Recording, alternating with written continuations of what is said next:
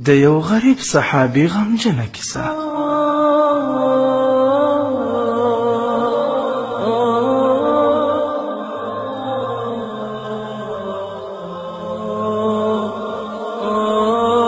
یو صحابي وو، د رنګه تک تور وو، داسې تور چې خلکو به ترې کرکه او نفرت کاوه.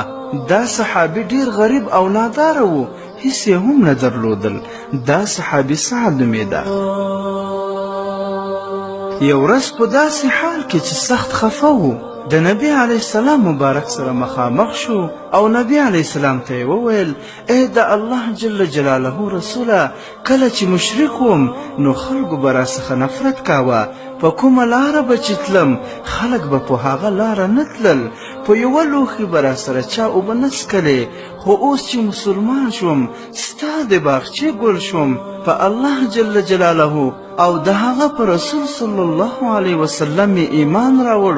خو ای د الله رسوله، دا خلک خو اوس هم له ما سره هماغه ډول سلوک او چلند کوي.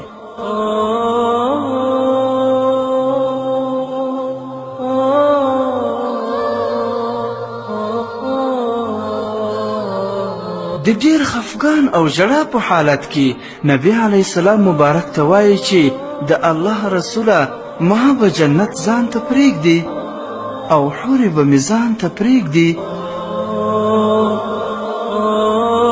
نبی علیه السلام مبارک ډېر خفه شو، په اوږه یې ورته لاس کېښود او ورسره روان شو. پوښتنه یې ترې وکړه چې واده کوې؟ ویل او کومې. نبی علیه السلام مبارک ورته وویل: د فلانکي صحابي کور ته ورشه او ورته ووایه چې د الله جل جلاله رسول راستولی یم. حضرت سعد رضی الله عنه ولاړ او د هماغه کور دروازه یې وټکوله. صحابي ورته راووت، پوښتنه یې ترې وکړه چې څنګه راغلی؟ حضرت سعد رضی الله عنه ورته وویل: نبی علیه السلام مبارک را لېږلی یم، ستا لور په نکاح غواړم.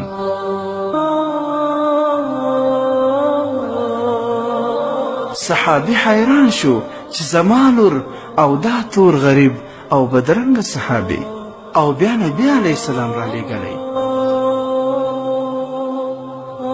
صحابي کور ته ننوت او خبره یې د خپلې بیبي سره شریکه کړه. هغې انکار وکړ. ویلې زما لور به اوس د داسې سړي سره واده کوي چې نه کور لري او نه شتمني. بالاخره یې لور راوځي او مور ته وایي چې مورې ما ورکړه. دې صحابي ته مه ګوره، رسول الله ته وګوره، دا هغه را لېږلی. صحابي راووت او حضرت سعد رضی الله عنه ته وویل چې ما لور درکړه.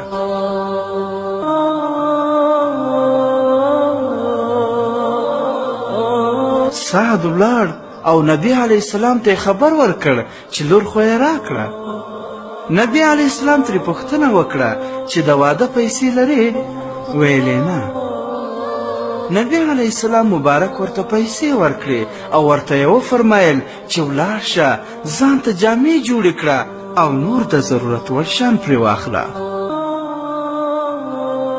حضرت سعد رضی الله عنه پیسې واخیستې او د واده په تیاری بوخت شو.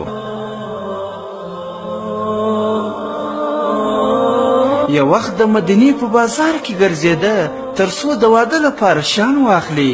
په دې وخت کې اوازه شوه چې نبی علیه السلام د صحابو سره یو ځای غزا ته ووت.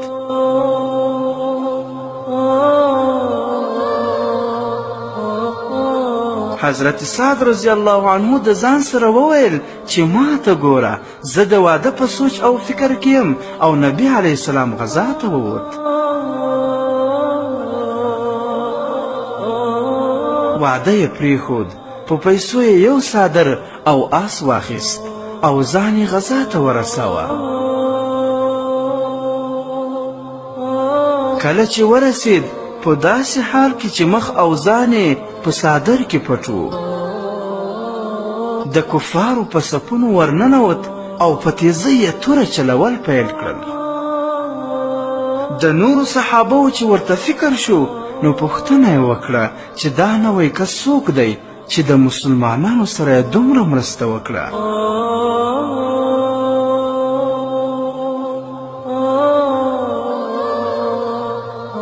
په دې وخت کې د سعد لاس ښکاره شو. نبی علیه السلام مبارک وفرمایل اظنه سعده، زما په ګمان دا سعد دی، ده ته خو ما د واده د تیاری ویلی و، خو دی دلته راغلی.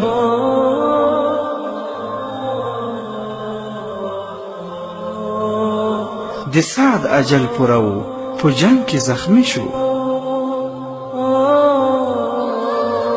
نبی علیه السلام مبارک ورته راغی، سر یې ورته په خپل غیږ کې کېښود. سعد په داسې حال کې چې زخمی پروت دی نبی علیه السلام ته بیا وایي چې ای د الله رسوله، ما به جنت ځان ته پرېږدي، حورې به مې ځان ته پرېږدي.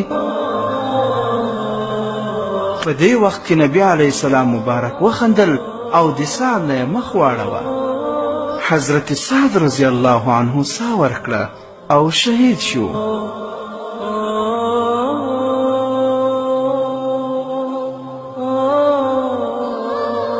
کله چې صحابو د نبی علیه السلام مبارک نه د مخ اړولو او خندا علت وپوښت، نبی علیه السلام ورته وفرمایل سعد ګیلې کولې چې ما به جنت ځان ته پرېږدي، حورې به مې ځان ته پرېږدي. په دې وخت کې الله جل جلاله یوې حورې ته اوبه په لاس کې ورکړې چې دا سعد ته ورسوه.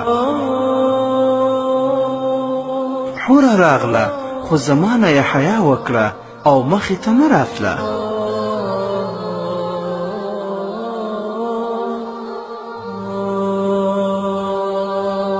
ما وخندل او مخ مې واړوه، خو په دې وخت کې سعد ساه ورکړې وه او تږی د دې دنیا نه ولاړ.